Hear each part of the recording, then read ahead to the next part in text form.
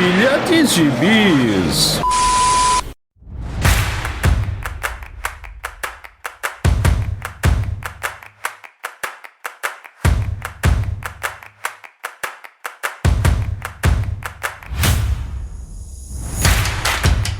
E aí, jagunçada, bem-vindos a mais uma edição do Pilha de Bis, o seu podcast semanal do site Arte Final.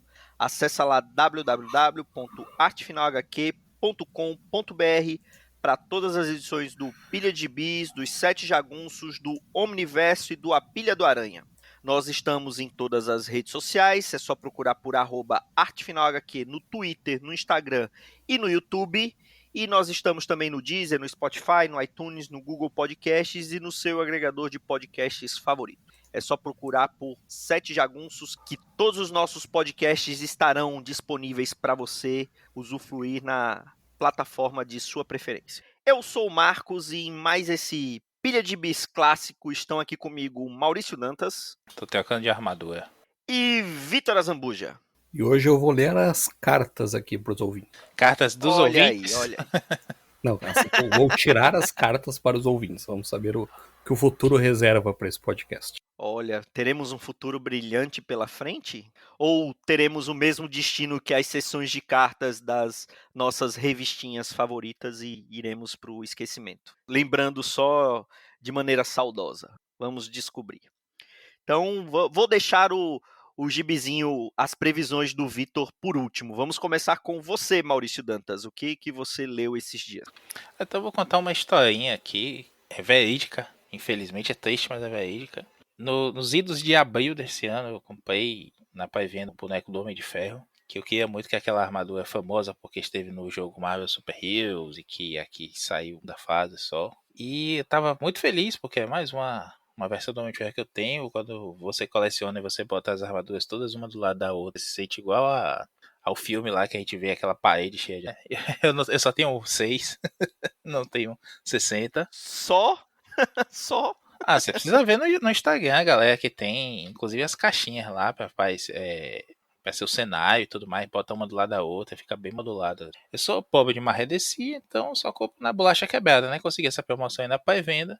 O boneco chegou com a pintura toda destruída, arranhado, uma articulação do braço que não funcionava e tudo mais. A Amazon não quis resolver meu problema, eu mandei meu bonequinho de volta pra Hasbro. A Hasbro me deu um código de postagem e está lá, estou aguardando. Em um pilha futuro ou pelo Twitter vocês saberão como se resolve essa história. Vocês sabem que eu chego muito no Twitter mesmo. E por conta disso, eu me lembrei, puxando aqui umas capas da Incrível Hulk da Abril, que não é aquela armadura que saía lá. Eu tinha certeza na minha mente que é essa armadura que a gente viu quando o Máquina de Combate estreia, sai aqui mais ou menos na Hulk 104, eu acho. Que é mais ou menos naquela época que o Gary Frank estava desenhando também. E ainda do Peter David. E é uma outra armadura que é bem parecida, também não tem boca e tudo mais. E aí eu fui atrás para ler essas edições. Que é a Invincible Iron Man, do número 280 até o número 300. Eu li isso tudo e para descobrir que é só na 300 que está essa armadura que eu queria ver. Justamente Ou seja, você comprou o encadernado errado. Praticamente isso. Tipo o coleção histórica Marvel, né? Que acaba justamente quando vai começar a fase do Hulk na encruzilhada e agora você tem que comprar a capa dura pra ler aquela porra. Cheia de erro. Cheia de erro, toda cagada. Mas o importante é que as pessoas tenham orgulho do seu trabalho, mesmo que ele seja ruim, né? Autoestima é importante. É verdade, autoestima é uma coisa muito importante. E aí eu peguei esse gibizinho pra ler, não perdi tempo não, ele é bem legal porque ele começa de um ponto que eu parei há algum tempo, que foi lendo a Operação Tempestade Galáctica, que a gente está aqui na pauta a ver um dia, né, Marcos? Há um bom tempo já. E o Homem de Ferro volta da Operação Tempestade Galáctica, onde ele usa aquela armadura toda espacial lá, diferente. E ele tá ferrado ainda desde a época de Guerra das Armaduras 2, que já comentamos aqui há um tempo também, quando ele tá baleado lá, não consegue mais andar. Ele baleado no sentido figurado, né? O tiro já foi há muito tempo que ele tomou na coluna. E essa última armadura dele acaba ferrando de vez o sistema nervoso. Ele tá pra morrer, e é quando ele cria a armadura do Máquina de Combate. Na verdade, a primeira armadura ainda é uma armadura do Homem de Ferro, cinza e prateada.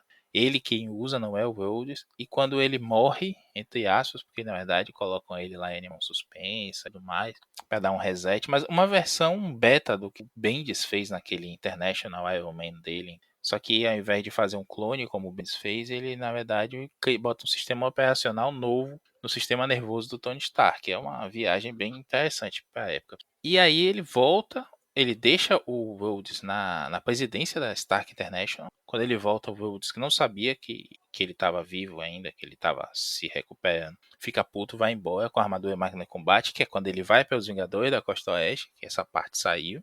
A gente vê o Tony Stark com essa primeira armadura sem boca, como a gente chamava na época, nos Vingadores normal.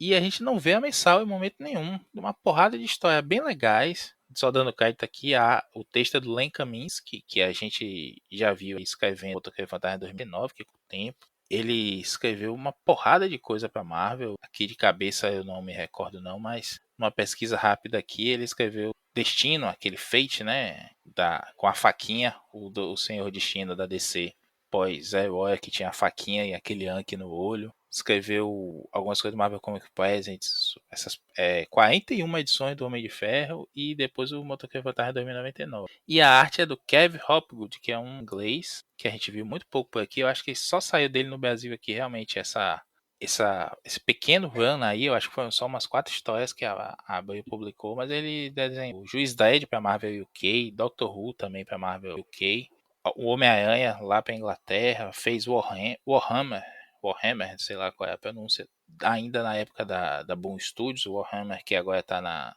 Marvel. Eu até comentei da primeira minissérie, né? Tá saindo a segunda minissérie, vamos falar em breve disso. E é um gibizinho bem honesto, viu, Marcos? Recentemente a gente viu aí a galera ressuscitando uma discussão acalorada sobre os anos que tinha coisa boa assim, né? E tinha muita coisa que passou abaixo do radar mesmo. A galera só quer lembrar do Jim Lee, de Vingadores A Cruzada e tudo mais.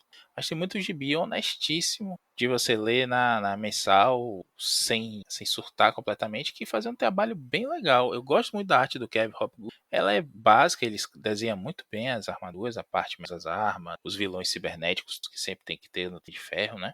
E infelizmente saía isso e nunca veio pra cá. É uma pena. Tá saindo agora um encadernado disso, uma Epic Collection. Eu tava querendo, não sei se vai dar pra pegar. Mas é uma fasezinha bem honesta. Eu cheguei na 300 agora, que é quando ele muda essa primeira armadura sem boca. Eu falei, Mark 3, ele vai pra Mark 14, que é a armadura que a gente conhece dos jogos. Que eu espero que a Hasbro, o boneco, uma qualidade melhor, né, Hasbro? Vou marcar eles no Twitter, dizendo que fiz até um podcast pra senhora.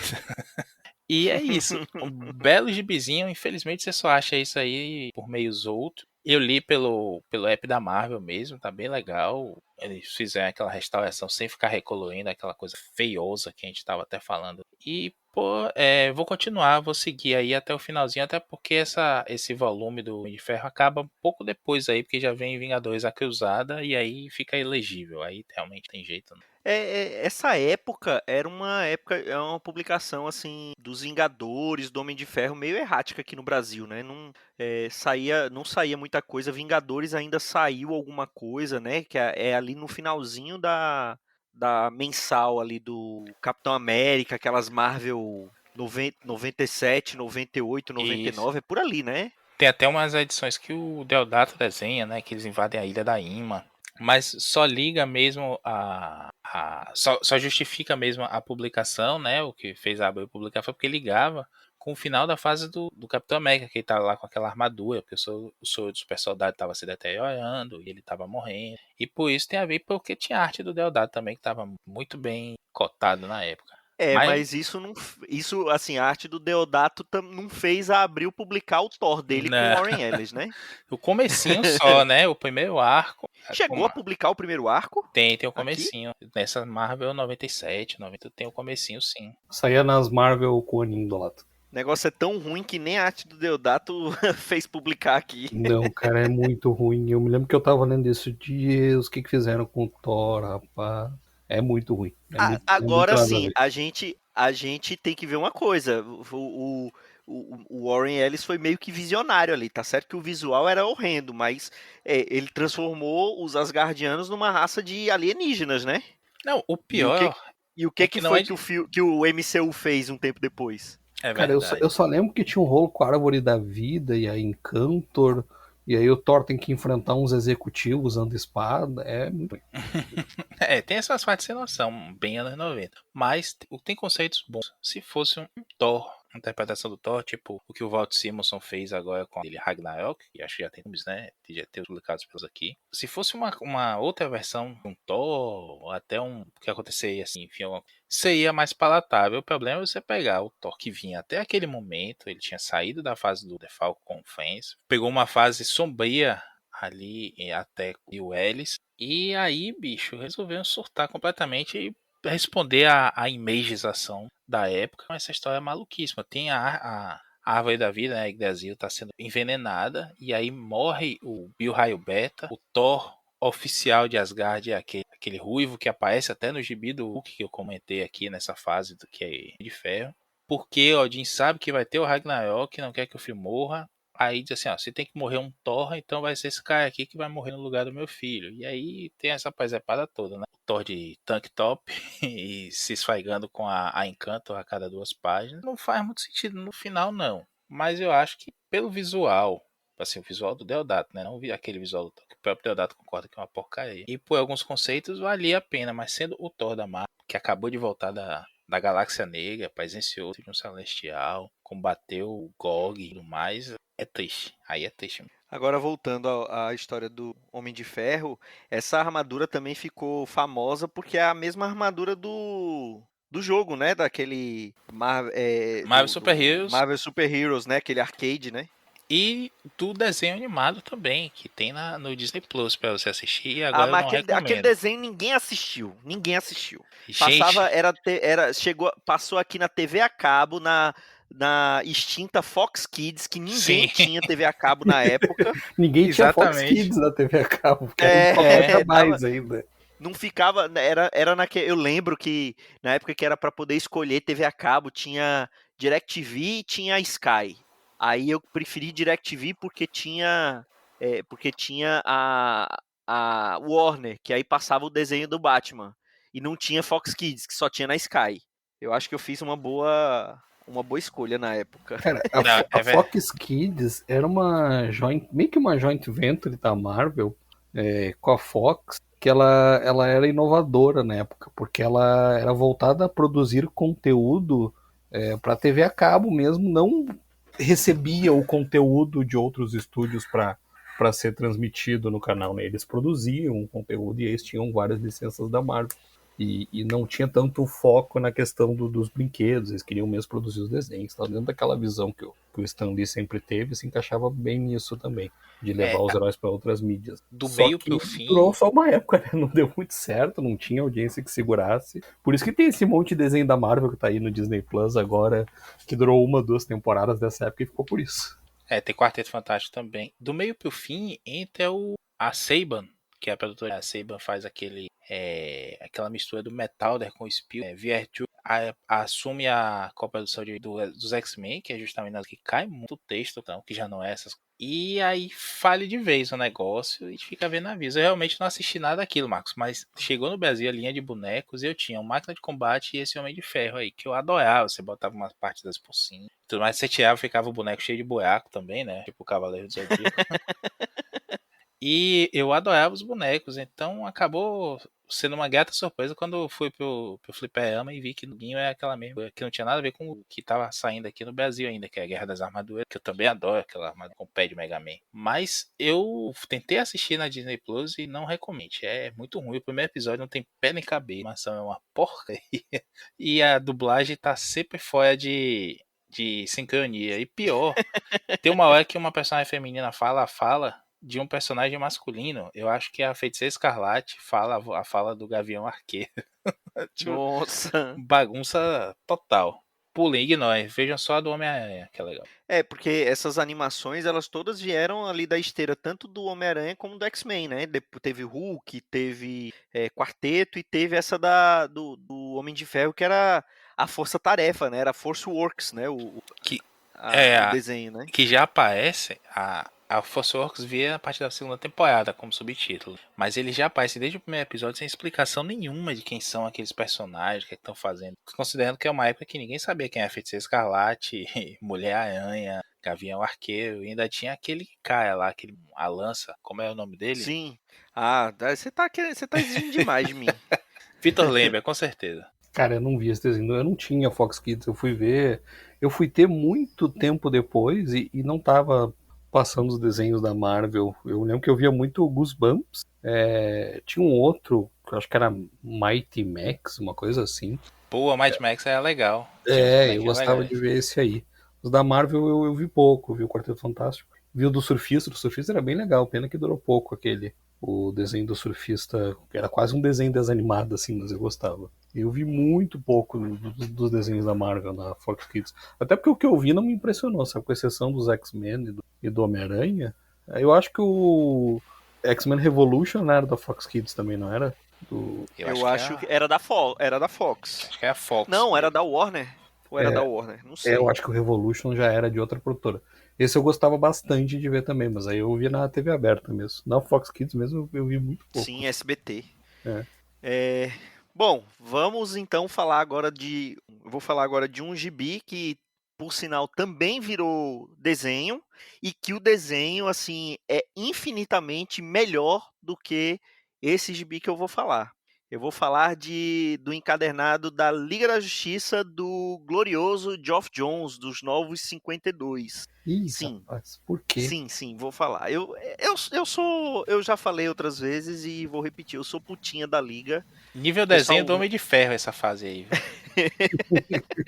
não, vocês são chatos. Vocês reclamam. Eu não acho tão ruim Não, não é o tão ruim, Jones mas na o Liga. começo é Não, eu muito não ruim. acho. Tem coisa muito pior. Não, o Eu começo é acho muito que ruim. O começo é muito. É o O, Jones. o é, meio também é muito ruim, e o final é péssimo. E o fim, então, nem se fala. É ruim pra caralho.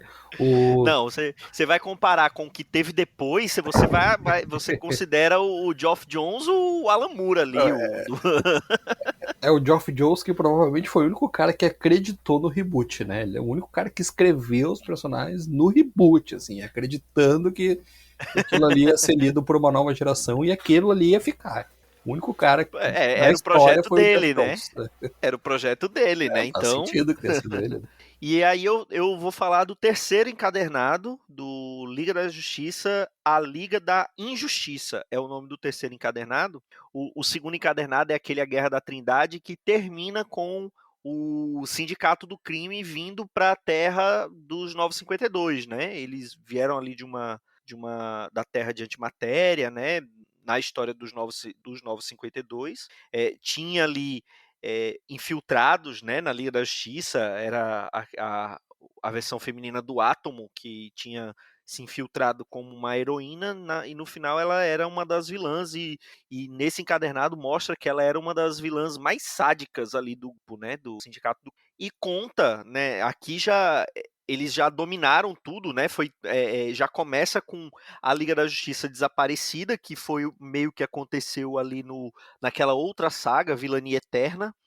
Mostra a Liga da Justiça já desaparecida, o Asa Noturna já tinha tido a identidade dele revelada, o Cyborg foi deixado para morrer porque as partes mecânicas dele foi tomada pela versão maligna do Cyborg, do Sindicato do Crime, que é o Rede, era um vírus de computador vivo, e aí mostra o Dr. Silas Stone tentando reconstruir o Cyborg, dessa vez ele pedindo para ser reconstruído, mas ele queria que fosse reconstruído de uma maneira mais humana, que eu acho que foi daí que saiu também depois a mensal do Cyborg ali nos 952, né? Que eu não cheguei a ler. Acaba aparecendo também a versão dos 952 da Patrulha do Destino e dos Homens Metálicos, né? Eles contam nesse primeiro arco que aparece nesse encadernado a origem desses grupos, né? Só que o que acontece que eu não sabia? Eu imaginei que eu só teria que ter mais um encadernado para completar a liga do Geoff Johns, que é a Dark Side War, que foi o último encadernado dele, o último arco dele. Só que eu descubro, lendo esse encadernado, que a história que resolve tudo não está nesse encadernado, saiu num outro encadernado, que é o Vilania Eterna, que conta a história de como o Lex Luthor, liderando ali um grupo de vilões, ele acaba salvando a humanidade, e aí ele se credencia como um grande herói, e um membro em potencial da Liga da Justiça. Tanto o Lex Luthor como o Capitão Frio, né? Que junto com o Luthor acabam salvando a humanidade. Então o Capitão Frio acaba sendo ele é, como é que se diz? Ele tem uma anistia, né? Ele é perdoado dos crimes dele e passa a trabalhar como chefe de segurança do Luthor.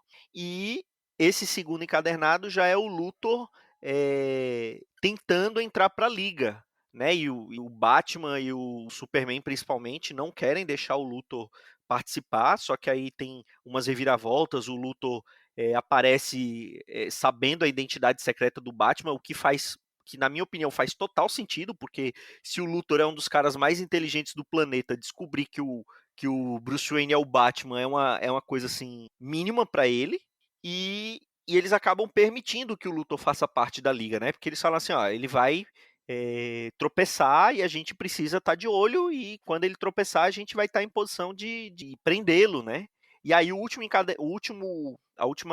arco desse encadernado é justamente o arco que acaba o Luthor liberando um vírus mortal na Terra, que é o vírus Amazon. O Amazon aparece no final, né, como um ser orgânico, não mais um androide.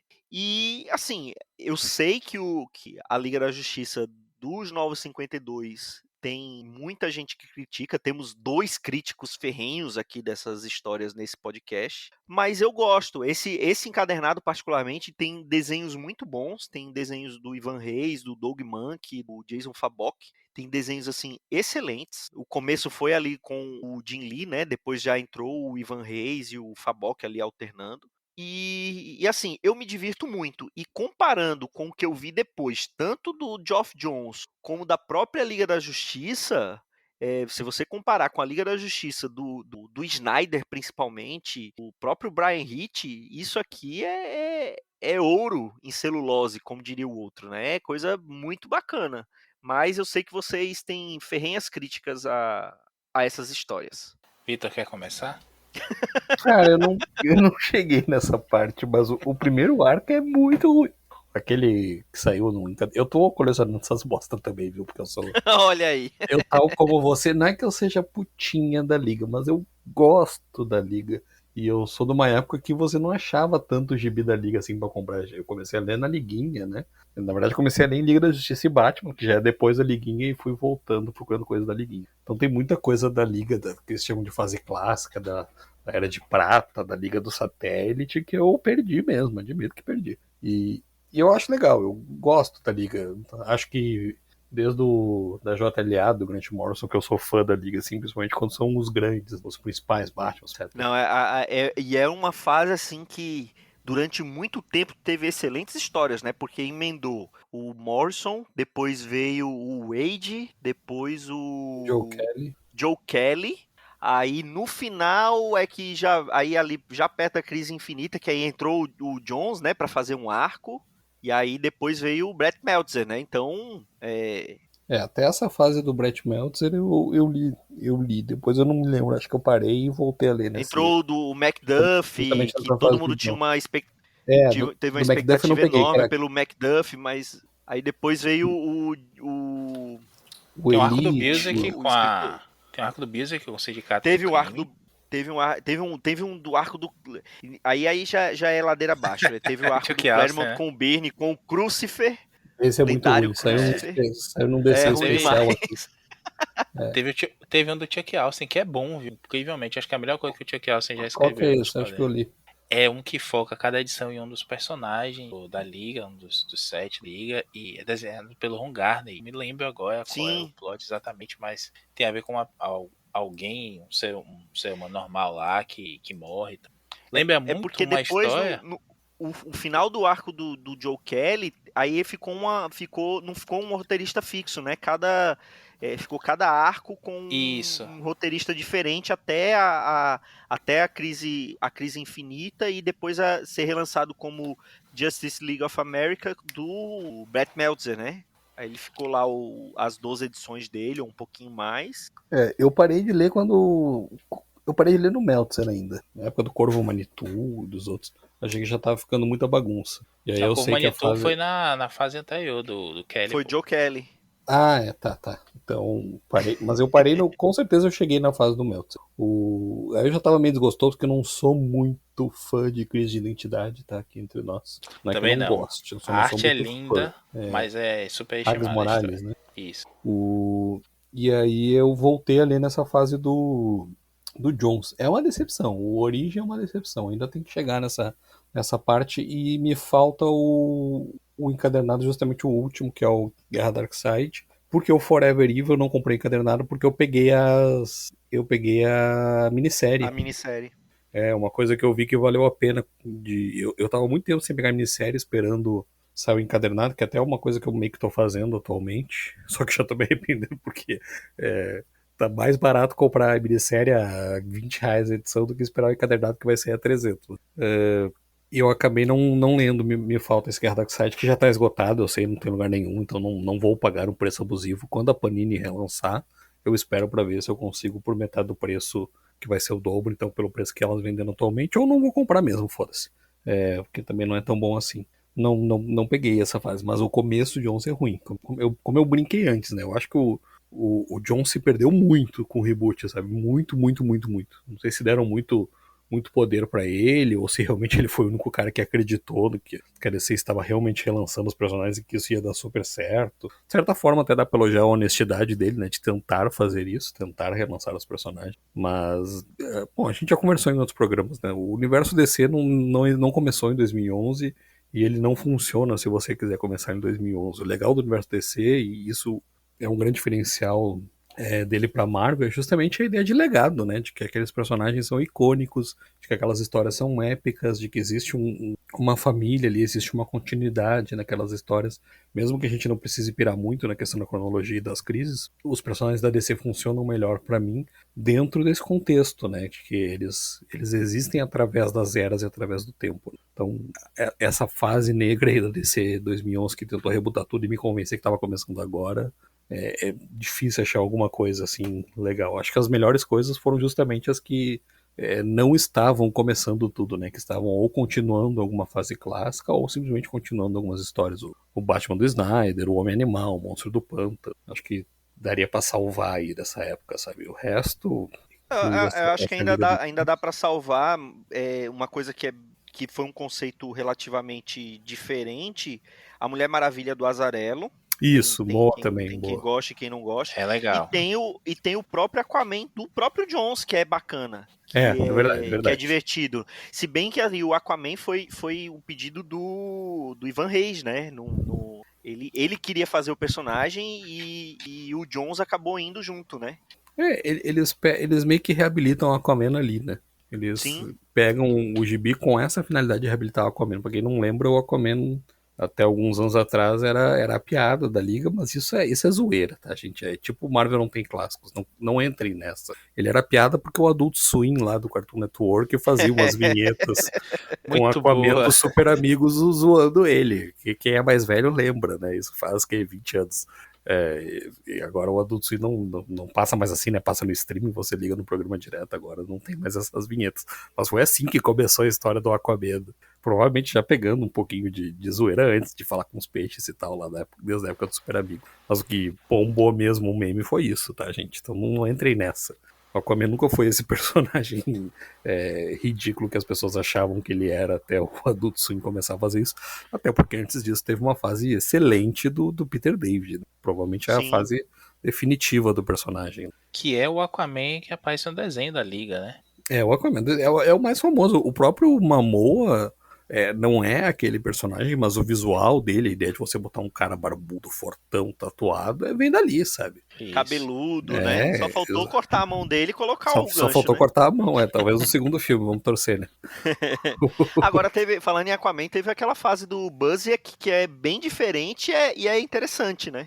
Qual fase do Buzik? Do Aquaman, com ele meio como que colocaram outro personagem, que era o Arthur, que era um negócio misturado com É, com magia, a tinham Távola transformado. Redonda também. É, Não li, não li. era Coreano. Não li. interessante. Saiu já pela Panini. Não peguei, essa parte não peguei. O Aquaman da Liga da JLA que nós falamos ainda é esse inspirado do David, né? Sem a mão, usava uma mão Sim. de água, né? Daquele que Não, vai se resolver na era obsidiana. Não, ele começou com o do Peter David com um gancho normal, com um gancho, um arpão comum. Aí depois eles colocam aquele que era meio que um metal inteligente Isso. Isso. né? Que Depois veio a mão de água. Quando começa com depois vira essas mão de farofas água. aí pra botar uma mão normal, uma mão biônica, no caso, você já sabe que vai botar que nem o Thor, né? É. Só sem braço, aí já botaram o braço biônico, aí depois na próxima fase já era ele o Thor com o braço de novo, né? Não engana ninguém esse negócio de mão biônica no gibi, infelizmente, né? Mas aquilo eu achava bem legal. Essa liga do Jones não me interessa tanto, mas você tem razão, bem lembrado. O Aquaman do Jones eu li. Eu acho que eu li todo o Aquaman do Jones, é bem bom, assim, é bem feijão com arroz. Não reinventa a roda, não super reabilita o personagem, até tenta criar uma mitologia pro Aquaman nova, né? Com aquela história dos outros que cria lá. Cara, o Jones conseguiu que o Aquaman tivesse 2 revistas mensais. Isso é um feito pra poucos. Não. O Aquaman do Jones realmente é uma exceção bem lembrada por você aí. Mas na Liga, cara, ninguém tá digno de nota na Liga.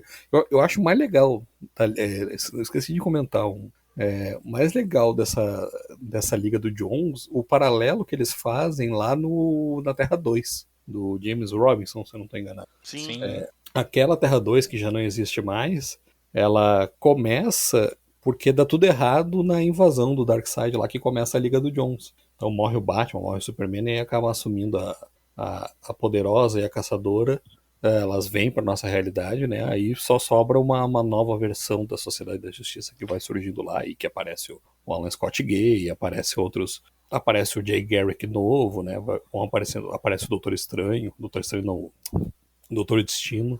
Senhor Destino. Essa revistinha é legal. Então, o que eu acho mais interessante dessa liga do Jones é como o James Robson pega e escreve melhor essa história da revista da Terra 2.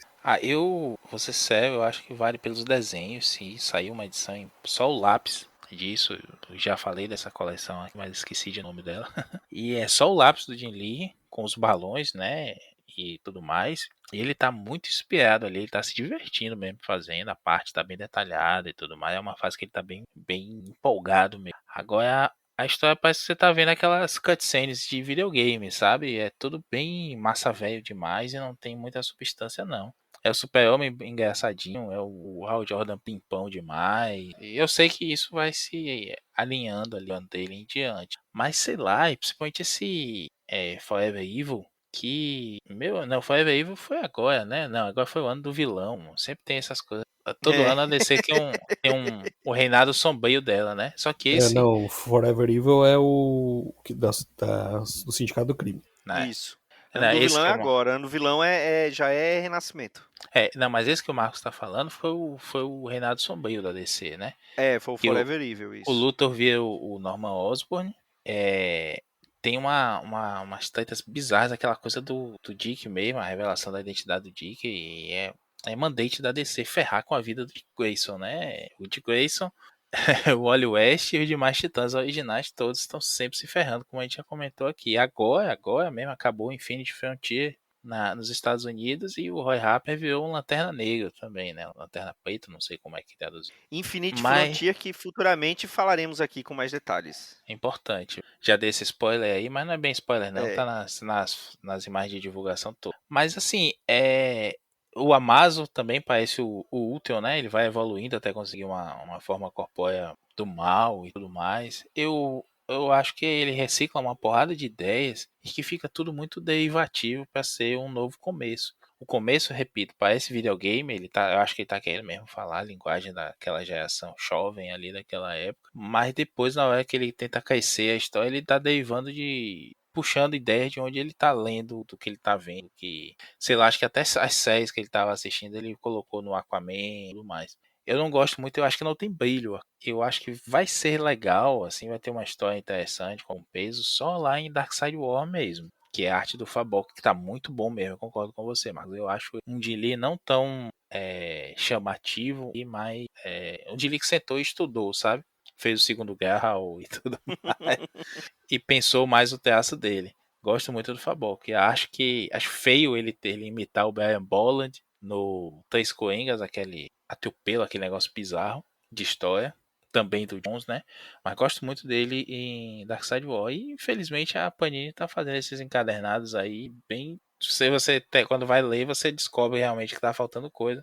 Assim como foi com o Infinito, né? Dos Vingadores do Hickman, que você tem que pegar 3 encadernados pesados e ler uma história de um, uma história do outro, uma história do É, outro, aí volta pro primeiro.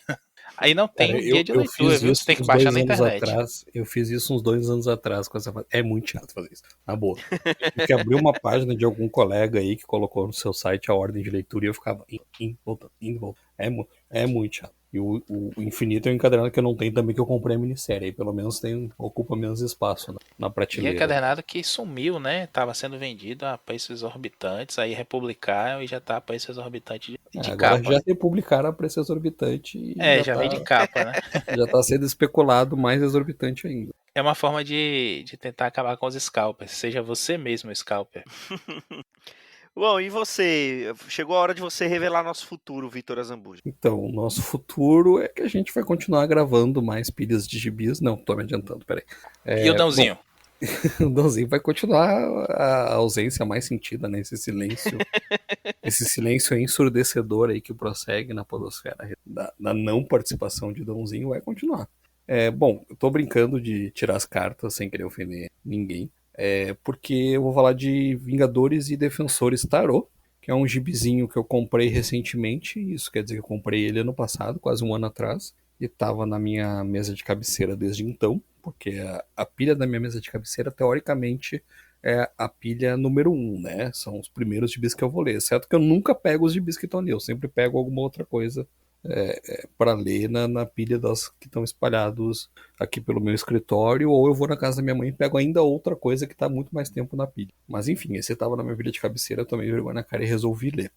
É uma minissérie, na verdade, em 4 páginas, que a Panini lançou por aqui no susto, e eu achei muito legal a sinceridade da Panini, que já no texto de introdução dessa edição eles falam que eles nunca tinham ouvido falar dessa história, e quando ela chegou na editora, eles estranharam a full, assim, não entenderam porque que queriam que publicasse. Muito legal a sinceridade da Panini, mostrando que não tem o menor controle sobre o material que eles... E é uma história do... É um crossover dos Vingadores Defensores, escrita pelo Alan Davis, com arte do Paul Renault e cores do Paul Mounts. Reparem, na capa só diz assim, Alan Davis, Paul Renault, Paul Mounts. O Alan Davis é o roteiro, não desenha esse gibi. Mas provavelmente só foi publicado porque tem o nome dele na capa, viu? Bom, se você tá perdido como eu e como o pessoal da Panini estava quando ouviu falar desse gibi, saiba que após ler esse gibi, nada será esclarecido, você ficará ainda mais perdido. Vou tentar resumir a história. Ela começa com um flashback do Capitão América e do Namor na Segunda Guerra, com os invasores, e foi aí que já me ganhou, porque eu acho muito legal esses personagens invasores, mas as histórias modernas deles, não necessariamente as histórias antigonas lá. Mas eu sempre achei muito legal isso da Marvel ter um grupo de heróis que atuou na Segunda Guerra, porque é estranhíssimo você não ter meta-humanos atuando nas guerras. Lá na DC tem toda uma teoria que eles faziam antigamente de por que os heróis não podiam atuar lá na Europa na Segunda Guerra. Enfim. Mas na Marvel você tinha os invasores. E aí eles acabam encontrando um inimigo lá, o Oberführer Occult, que tá com uma magia que faz as estátuas ganhar vida, e eles estão tomando um cacete até que o Capitão América se irrita e vira o Hulk. Do nada, assim, o Capitão América fica verde, cresce, musculoso, e derrota todos e não sabe o que aconteceu. Faltou E editor, né? Faltou editor. faltou editor. E o Namor tá numa missão com os defensores. A história não situa o momento no tempo que ela se passa, mas se passa lá na época clássica dos defensores, que tem uma formação mais clássica dos Vingadores também. Então os defensores vão ser o Hulk, o Surfista, o Doutor Estranho, o Namor e a Valkyria. E os Vingadores vão ser o Visão, o Thor, o Homem de Ferro, o Capitão e a Feiticeira Escarlate, todos com seus uniformes mais clássicos lá da década de 60 e 70. E nessa missão, o Doutor Estranho reuniu os defensores para recuperar o Icor do diabo, o Icor satânico, uma coisa assim, que tá com um mago Mequetrefe que tá usando para dominar umas pessoas. Depois que eles conseguem derrotar esse mago, o Namor decide ir até os Vingadores, o Icor de Ishizor, que achei. O Namor decide ir até os Vingadores para falar com o Steve, com o Capitão, sobre essa lembrança dele, que ele se lembra desse encontro com o Oberführer Occult, que ele não se lembrava até então, E ele quer entender que lembrança é aquela, né? Porque ele viu o Capitão se transformar no Hulk, da onde saiu aquilo. E eles acabam. E o Doutor Estranho também quer ajuda pra conseguir guardar o tal do Icor, que é muito perigoso, que serve pra dominar as pessoas, etc e tal. E aí eles vão até a mansão dos Vingadores e o Visão tá enlouquecido lá, atacando os Vingadores, e os Vingadores estão lutando contra eles. Não, o Visão enlouqueceu, ele é um androide, aconteceu alguma coisa, a gente tem que deter ele. E aí, com a ajuda dos defensores, eles conseguem deter o Visão. O Namor vai junto com o Capitão acessar os arquivos. E o Capitão diz, olha, não existe um Oberfur Occult, nunca existiu isso, né? E você fica, nossa. Bom, pra não contar a história toda em detalhes, resumindo muito, acaba se descobrindo que o Diablo tomou posse de uma porção desse Icor. E pela providência do Doutor Estranho aparecer lá com o restante do Icor, que é uma tinta, né? O Diablo tinha usado o que ele já tinha para fazer cartas de tarô, né? Na verdade, cartas desenhando cada um dos Vingadores e dominar assim os Vingadores. Tinha dado errado com o Visão, porque o Visão é um androide, né? Então, na verdade, os Vingadores estavam atacando a Visão porque o Visão não estava dominado. E aí, com o que sobra lá do Doutor Estranho, ele vai também dominando os defensores. A história fica muito legal. O Diablo vai usando as cartas para ir dominando outros heróis e tal, ficar bem aquela coisa de, nossa, como é que vamos detê-lo? Tem alguns momentos bem cômicos, assim, você vê que o Alan Davis estava com foda-se ligado. Tipo, quando o Diablo manda o surfista buscar um cafezinho na Itália, aí sai o surfista em disparado lá, e vai da Itália e volta com o cafezinho, e aí os heróis percebem que tem alguma coisa errada, porque eles, não, o surfista não costuma voar tão baixo, né, algo errado está acontecendo, algo errado não está certo. É bem assim que os outros heróis se dão conta de que tem alguma coisa errada acontecendo na Mansão dos Vingadores. Enfim, dá uma treta cósmica lá. Em algum momento eu não lembro se é o Thor ou a Valkyrie, já faz umas semanas que eu acho que a Valkyria corta as tais das cartas e como elas são mágicas, elas querem ficar unidas, elas não querem se separar, e a Valkyria corta bem ao meio e as cartas acabam se unindo fora de ordem, né? Então vai ler metade do Hulk se une com o Capitão América, metade da Valkyria se une com Thor. E aí acaba criando tipo uma versão amálgama dos Vingadores e dos Defensores. Só que isso vai ser lá para a última edição e no meio do caminho eles lutam com personagens de desenho. É muito louco, é uma história super louca, é sem pé nem cabeça. Ela começa direitinho, assim, os Vingadores e os Defensores contra o Diabo e tal. Você vai, não, tá, beleza, tá interessante essa história, vamos ver onde é que vai dar. Só que lá pela terceira e quarta edição, são só 4, o Alan Davis ele chuta o pau da barraca, ele escreve o que ele quer, ele resolve em um dado momento que ele quer botar lá os Vingadores Defensores contra uma equipe de super-heróis de desenho animado, ele bota. Aí ele resolve que quer escrever essa versão amálgama, que é bem legal, dos Defensores dos Vingadores, tem uns personagens bem bacanas. E tem a curiosidade de como cada um tem duas metades de cartas diferentes, você tem, na verdade, características do mesmo personagem em 2 personagens amalgamados diferentes, né? Então você vai ter ali 2 personagens com características do Hulk, 2 personagens com características do Thor, acaba dando umas misturas bem interessantes, assim. Só que ele não aproveita pra nada esses personagens, sabe? Lá no fim, a mistura do surfista com o Doutor Estranho, que é o Doutor Surfista, ele acaba, que é um hippie, ele vira um ripão, assim, e ele acaba descobrindo a verdade e tal, só que aí ele chama umas crianças, as cartas têm o poder de umas crianças, eles conseguem tirar as cartas das crianças, e ele não explica quem são as crianças, ele não explica como as cartas foram parar em poder dos... Ele não explica de onde apareceu aqueles personagens de desenho animado, ele não explica esse plot que ele criou lá no começo do Capitão virar o Hulk lá no passado, e desse Oberführer Occult, que também estava usando o tal do Icor, supostamente nesse flashback que o Namor teve. Ele não explica de onde saiu esse personagem, ele não explica nada, ele não explica literalmente nada. A história é divertida, ela é uma boa leitura, a arte, apesar de não ser da Alan Davis, ela é bem legal, é uma arte bem bacana. Ela diverte durante as 4 edições, mas ela acaba e você fica, hã? Sabe? Acaba, você fica pensando que eles tinham mais uma ou 2 edições da minissérie para lançar, que talvez explicasse alguma coisa, e foi cancelado e eles tiveram que terminar ali mesmo onde estava escrito na 4ª, então fica bem com essa sensação. Então, se você não comprou esse gibizinho, eu tenho uma boa notícia, ele está esgotado, você não consegue comprar mais, pelo menos não no site da Panini, mas se você ficou muito curioso para ler essa história, que nem a Panini sabia que existia, você encontra ele aí em alternativas para comprar, tá? Não tô falando que você encontra e-mails alternativos sem pagar, para comprar. Você dá um Google aí, você acha em alguns lugares pra comprar. Ele, no final faz um ano só lançado. Historinha bacaninha, assim, dá pra pegar e ler sem conhecer muito. Ajuda um pouquinho, se você souber quem são os defensores, né? Eles não são tão conhecidos atualmente, mas há uns anos atrás saiu bastante coisa deles, aquela coleção histórica Marvel, né, a saudosa, que todo mundo sente falta dela, menos a Panini, que agora ela pode lançar tudo em capa dura pelo dobro do preço. Então, assim, mas eu li esse gibi, eu vou ser bem sincero, eu li porque estava na minha mesa de cabeceira, eu comprei porque estava em promoção, eu peguei provavelmente para completar aquele valor, que não é Marquito de pague mais para economizar. Então eu comprei um gibi a mais para pegar um desconto maior nos outros gibis que eu queria comprar. Não me arrependo, que é uma leitura divertida, como eu falei, é um gibizinho dos defensores, que é uma coisa que você não vê atualmente muito por aí, mas você termina a história boiando como começou. Talvez se a gente tirar as cartas do tarô e algum místico possa nos explicar o que diabos aconteceu nessa edição. Mas provavelmente não. É interessante porque o Defensores, acho que desde daquela minissérie que foi com a equipe da Liguinha, né, que com o Demates, o Giffen e o Maguire, eles meio que são colocados como um alívio cômico, né? De lá pra cá, pelo menos o que saiu que eu lembro, assim, tem muita coisa, assim, de humor deles, assim, usado como alívio cômico. Essa minissérie que você citou foi bem que uma tentativa de fazer na Marvel o que o DeMatteis, o Giffen e o Kevin Maguire fizeram pela Liguinha, que a gente comentou antes, né? De pegar personagens clássicos lá da Marvel e fazer o alívio cômico. Eu não acho essa história tão boa assim. Tem momentos engraçados, tem muitos momentos engraçados. Mas não é tão boa assim. Não, não, não. Quem Eu acho que ficou até curioso, isso tem no capa vermelha aí da Salvatio dos Defensores, é essa história, viu? É essa mini aí engraçadalha.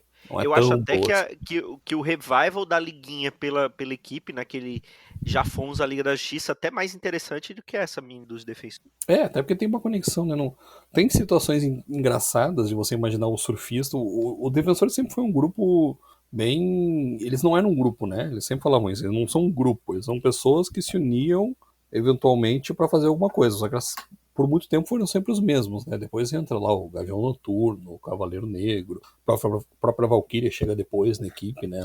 Naquela versão que ela não é uma Asgardiana, ela é criada pela Encantor. E com o Doutor Estranho, enfim, eles sequer se gostam, sabe? Então o DeMatteis e o Giffen exploram isso pra fazer algumas piadinhas interessantes. Mas não, sinceramente eu não lembro deles tanto como alívio cômico, a não ser nessa mini. Eles ficaram muito assim para escanteio quando o Netflix decidiu fazer a minissérie dos Defensores sendo os heróis dos Marvel Knights, né? Os heróis urbanos. O Luke Cage, a Jessica Jones, o Punho de Ferro e o Demolidor no Netflix viraram os Defensores, que não tem nada a ver com essa versão dos quadrinhos dos Defensores. Aí o nome acabou ficando mais associado a eles, até teve um gibi chamado Os Defensores com essa formação do Netflix e tal. E teve alguns outros um pouco antes disso, tirando, acho que na época do Medo como é que é? A Essência do Medo. A Fear Essência do, Itself, a essência o do Fear medo aqui no Itself Brasil. acabou tendo alguma coisa deles também. Mas essa formação é bem clássica, assim, Doutor Estranho, Namor, Surfista e Hulk, assim, e é uma coisa bem, bem nos 70, 80 É a da. primeira, né? A primeira formação deles, né? E eu acho que deve ser o grupo mais apelão da Marvel, né? Porque Surfista Prateado, Doutor Estranho, Namor e Hulk. É, total, né? Tem que ser coisa grande, né? E é sempre umas ameaças do Doutor Estranho, muito engraçado, né? É sempre umas tretas do Doutor Estranho, impressionante. O Doutor Estranho não Ele consegue arranja, resolver. ele arranja até de ser com os amigos pra resolver. Faz É, pior não, que Vem os aqui outros me ajudar a pagar, é. limpar a merda que eu fiz. não, tanto que em várias edições um deles vai embora. De cara, não vamos fazer isso não, foram-se vocês, sabe? Aí vai embora, o surfista vai embora, o Hulk vai embora, não dá pra ir embora. Várias edições é assim, sabe? Não tem nada a ver com essa treta aí, se virem. Inclusive, aconteceu agora também no gibi novo dos Defensores do UOL e o surfista dá no pad, ó, foda-se, não vou ficar aqui não. É, clássica, né? Clássica. Pois é, e agora assim, é uma formação assim, que você parar pra pensar hoje, é uma coisa aleatória, né? Eu acho que um grupo mais aleatório que os defensores clássico assim da Marvel é só os campeões, né? O campeões clássico, né? Eu ia É falar se você não falasse, só os campeões.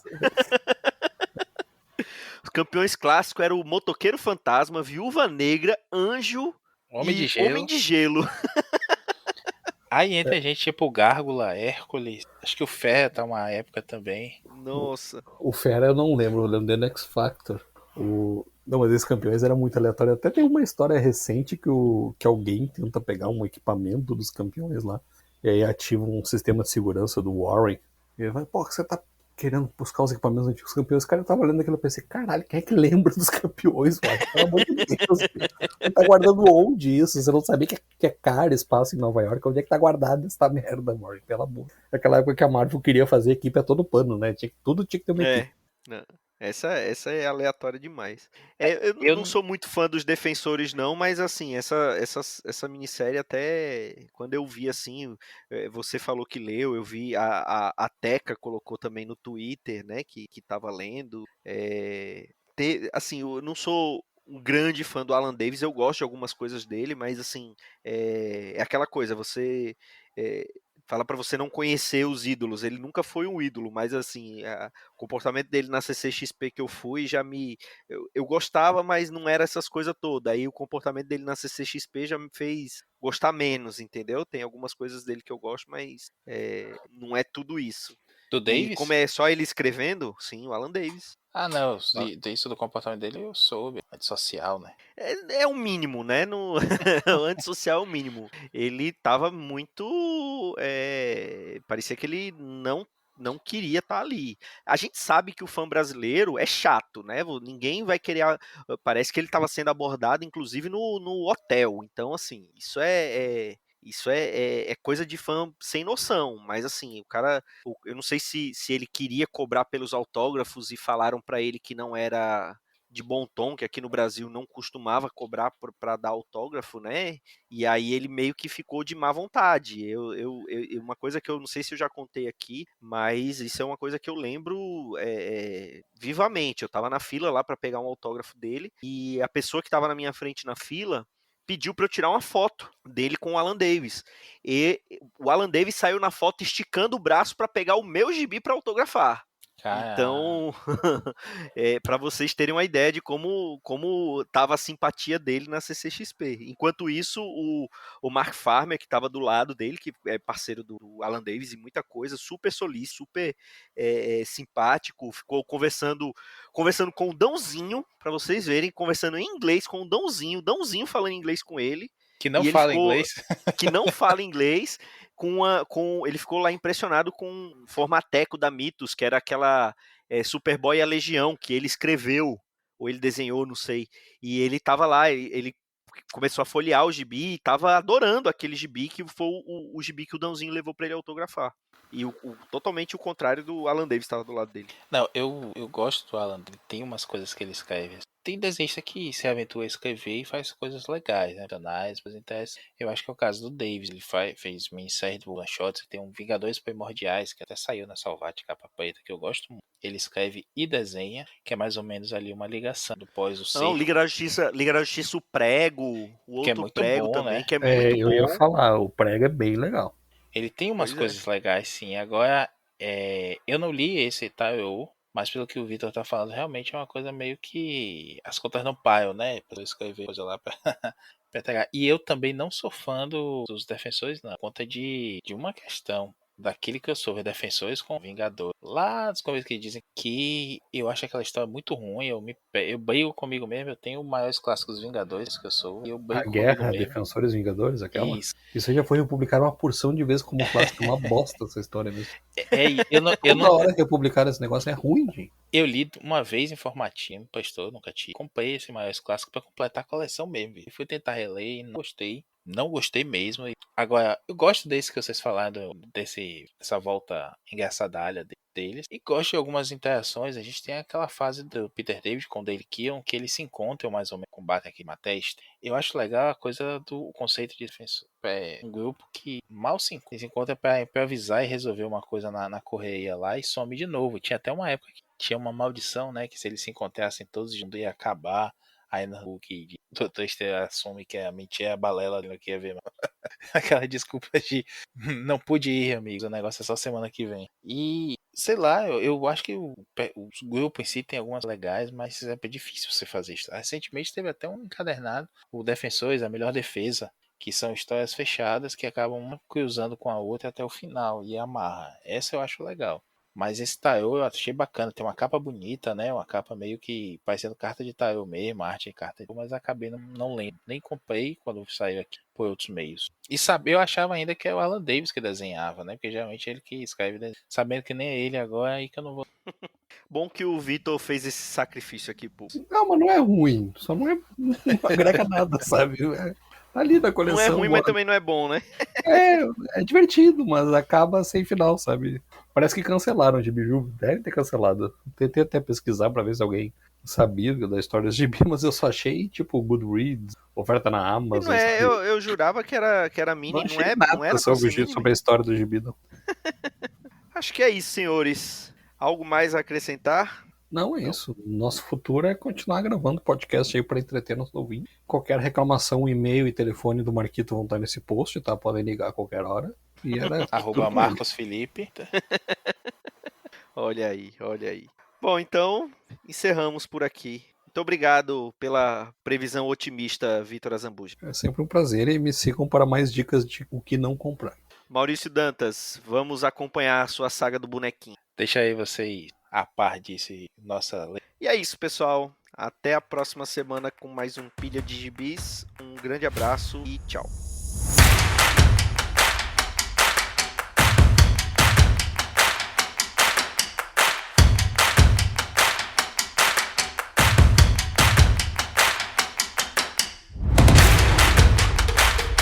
Esse foi o Pilha de Gibis, mais um podcast com selo dos cabras de qualidade do Arte Final. Gostou do que ouviu aqui? Compartilhe e acesse o site, tem muito mais conteúdo de qualidade esperando por você. Vai comprar seus gibis na Amazon?